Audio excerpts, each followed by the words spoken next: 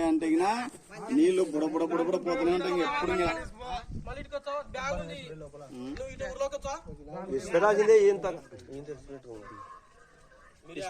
చెత్తకి అంత తెంగు ఆ చెత్తకి అంత వచ్చాడంట్రా ఎప్పుడు ఇప్పుడు వచ్చాడంట బయలుదేరా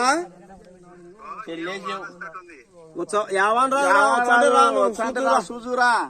చూసి దీని ఆలోచన చేద్దురా ఎందుకు ఏం చేసేది గుడిసేది